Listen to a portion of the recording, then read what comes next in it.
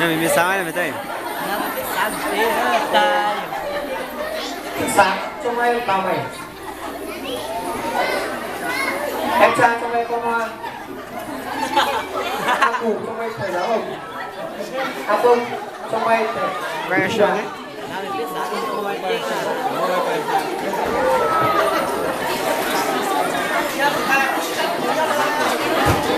Xin kính mời quý vị cùng đón xem.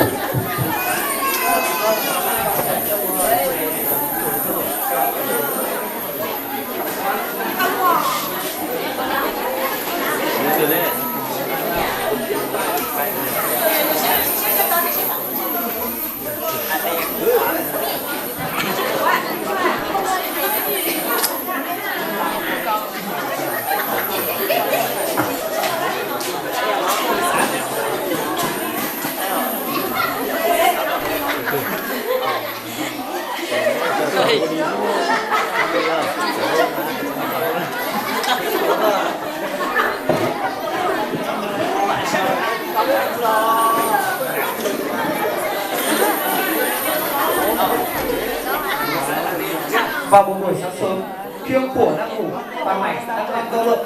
Bà mày lên kìa.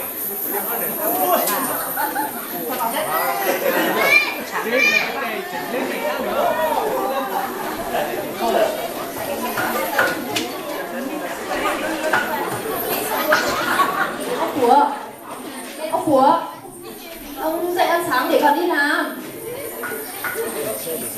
Gọi cái gì đây, đang mệt. Dậy ăn sáng để còn đi làm. Nhà người ta trồng xong mùng xuân hè rồi này. Nhà mình biết sao ta ở đây nữa.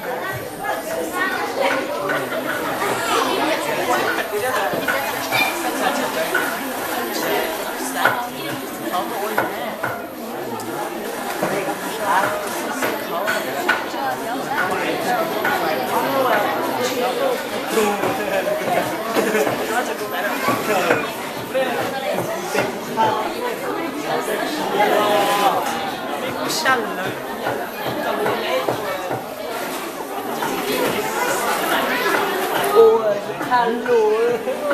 Có cơm người á. Ôi, có một cái ôi, là có chỉ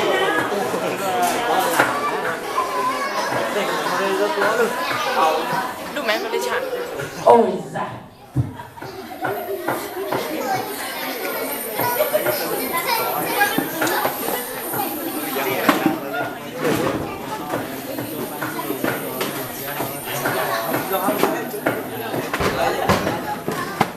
Mẹ này, năm nay cái Hoa học lớp mấy rồi nhỉ? Cái Hoa học lớp 12 rồi ông ạ. Nào à?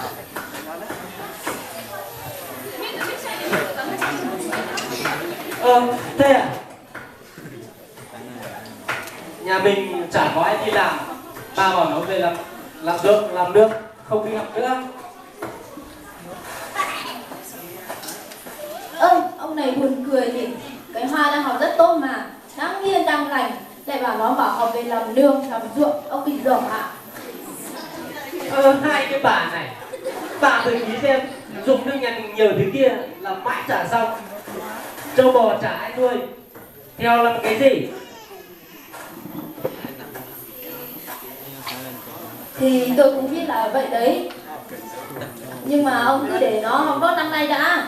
Hồi trước nó bảo với tôi, ước mơ của nó là em làm cô giáo, em cứ chữ với bạn đấy. Ôi da, học với chả hạnh, cô với chả dám. Điểm số tôi năm nay thế đủ rồi. Bà không đi, mai tôi đi bảo nó về. Đang nghiêng đang lành thì bảo nó về.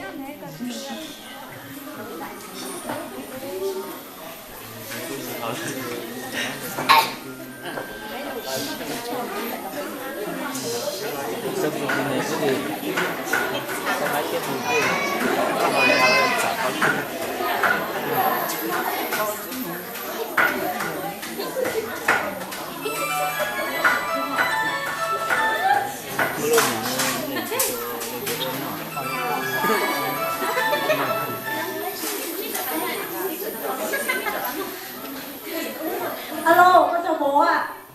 Alo, Vâng. cái Hoa đấy à? Vâng ạ. Có phải cái Hoa không nhỉ?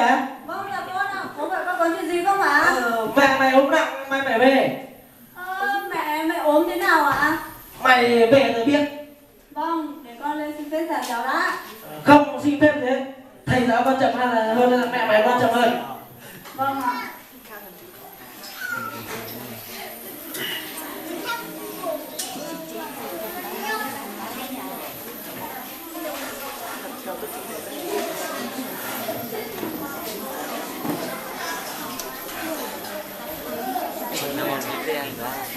Đây là thế này, bảo phải mất mình rồi đang không vãi cái kia. Mẹ ốm thế nào ạ? Hôm nay đã chủ nhật đâu, sao con về giờ này? Bố điện lên cho con, bố nói mẹ ốm làm con lo quá nên con về. Thế mẹ ốm thế nào ạ? Bố mày thật giả, mẹ có ốm gì đâu, mẹ rất khỏe mà. Thật là mẹ, vậy thì tốt quá. Nếu lâu con không về thăm bố mẹ, hôm nay con sẽ ở với bố mẹ. Sáng mai con đi học sớm ạ. Mày phải nghỉ, không đi học gì hết. Mày phải ở nhà giúp bố và mẹ làm nốt ruột nương ngoài kia.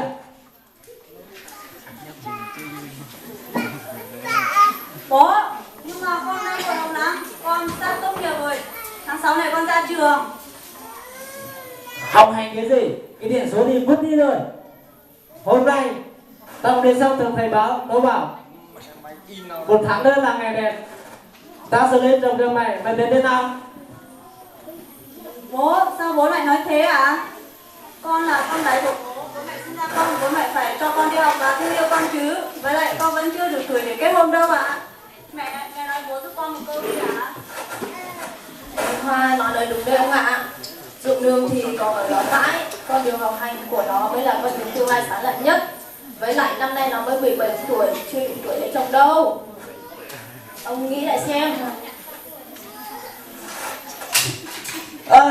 Lại được cái bà này nữa. Vợ vẫn giả con vẫn giả cái. Một đứa thì suốt ngày đi học, một đứa thì suốt ngày đi chăn trâu, chả làm được cái thích sự gì cả. Còn bà nữa, bà để cho tôi 2 thằng con gái. Bà tiền lâu, bà liệu lo cái thân kia kìa. Mai kia bà không để cho tôi 1 thằng con trai, bà chết với tôi. Đẻ, không lại đẻ, con gái không phải con ông à? Ai chả, cái bà này, bảo mẹ là mẹ đẻ, không được cái. Con gái cũng là con mình, sau này cho nó không ăn học đàng hoàng, có công ăn việc làm, có gì mình gọi nó, có gì mà lo. Trời, hai đồng chí cán bộ. Rồi, hai đồng chí cán bộ ngồi.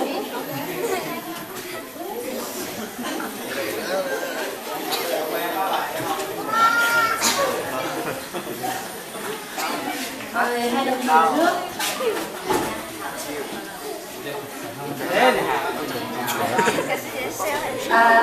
Thực ra là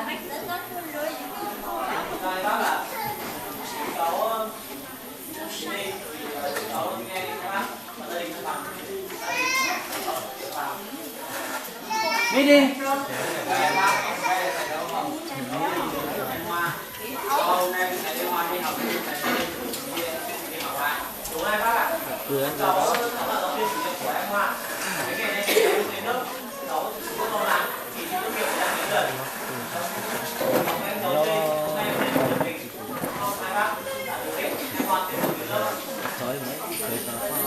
Học hành cái gì? Cái điện số thì vứt đi rồi. Dùng nước ta còn nhiều, cứ ở nhà lo mà làm ruộng, làm nước, khác xây có cái ăn. Bác nói vậy cũng phải, nhưng mà đấy chỉ là phù hợp với tuổi các bác các cụ. Còn bây giờ trẻ con sinh ra phải có quyền đi học. Các bác là người nuôi nấng, sinh ra những đứa trẻ, các bác phải có trách nhiệm cho các con đi học. Nếu mà các bác không cho các con đi học, đấy là vi phạm quy ước, hương ước của bản làng và sẽ bị phạt đấy ạ. Thôi lớn tầm này tuổi rồi, chồng con thì cứ suốt ngày nghĩ chuyện học. Bác ơi, bác nói vậy là không đúng rồi ạ. Năm nay em mới học lớp 12, mới có 17 tuổi. Theo quy định, đối với vào gia đình năm 2014, tôi tuổi kết hôn là năm phải từ 20 tuổi trở lên, nữ phải từ 18 tuổi trở lên. Như vậy năm nay Hoa mới có 17 tuổi. Với bác với em Hoa kết hôn là vi phạm của hôn nhân và gia đình và có một khoản đấy ạ. Còn về chuyện bác định để thêm một thằng cu nữa thì cháu nghĩ bác mới tự tỉnh đáng. Bác có thấy không? Bây giờ bản lĩnh bằng làm mình có bản kia được chứ. Dùng cái hai trai hay là dùng lại ở hai con để đưa lên cao tốt. Bác không thấy sao? Cả mình ý có nhiều ông thằng nó xảy ra 5 thằng con trai. Bây giờ thằng gì suốt ngày làm thằng gì đang cố gắng để làm hết. Thằng gì suốt ngày đang tham giờ có thằng nào đâu mà đâu bác. Còn nhà ông cô nó có 2 đứa con gái. Giờ một đứa là nó kia dạy ở hội ở xá mình. Còn đứa thứ hai ra là chào về bác ạ. Đúng đấy ông ạ. Từ nãy giờ nghe hai cháu nó nói rất đúng. Ông thử nghĩ lại xem.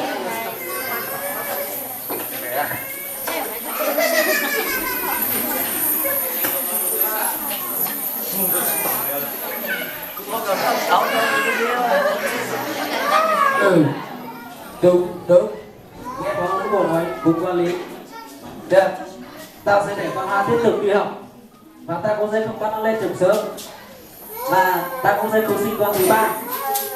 Thôi mẹ ra chuồng bắt con gà về thịt trên đấy là cán bộ nào không là để uống thật sai mới được.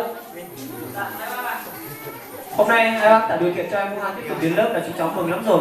Chúng cháu đến đây cũng vui lắm rồi ạ. Cháu xin phép thì cháu bận ạ.